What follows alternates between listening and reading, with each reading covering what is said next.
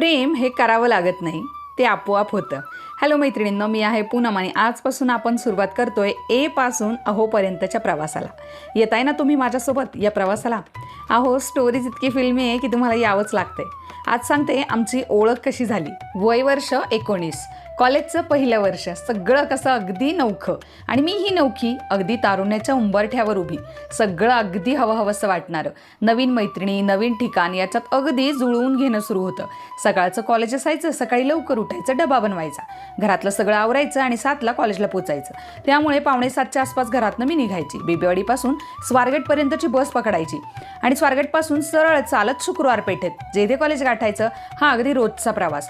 कॉलेजचे पहिले 6 महिने तर सगळं समजून घेण्यातच गेले. नवीन मैत्रिणी झाल्या. बघता बघता फेब्रुवारी 2011 उजाडला. तोपर्यंत कॉलेजमध्ये व्हॅलेंटाईन्स वीक सुरू झाला होता. हे पण सगळं नवीनच होतं. Rose Day, chocolate day, hug day, promise day वगैरे वगैरे. हे नवीनच सुरुवात झालेली होती त्यावेळी. आमची जी बिल्डिंग होती ना आर्ट्सवाल्यांची, ती मेन कॉलेजच्या मागच्या साईडची बिल्डिंग होती. तिकडे नवीनच कॅन्टीनचं काम सुरू होतं. त्यामुळे पुढच्या बिल्डिंगला आमची गँग कधीच जास्त नसायची. आम्ही फक्त मागच्या ग्राउंडवरच जास्त असायचो. जिथे शिवाजी मराठा आणि जिजामाता या दोन्ही शाळा आहेत ना, तिथे आमची पोरींची गँग होती. त्याच्यामध्ये आम्ही 6-7 जणी होतो आणि त्याच्यातली कॉमन फ्रेंड होती निकिता, जिच्याशी माझी ओळख झाली. आणि मग नंतर तिच्या मैत्रिणींच्या ग्रुपमध्ये तिने मला घेतलं. तर गोष्ट आहे चॉकलेट डेच्या दिवशीची, 9 फेब्रुवारी 2011ची. आम्ही पोरी एकमेकींना चॉकलेट वाटत होतो. त्यामुळे इक्लेअर्सचं चांगलं कलेक्शन साठलं होतं.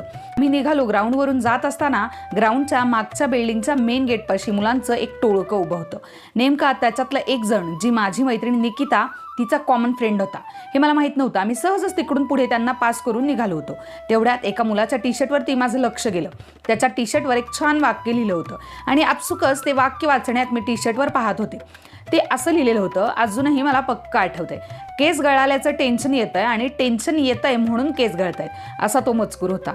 मी त्या मुलाकडे न पाहताच मैत्रिणीला ते दाखवलं आणि आम्ही दात काढून हसायला लागलो.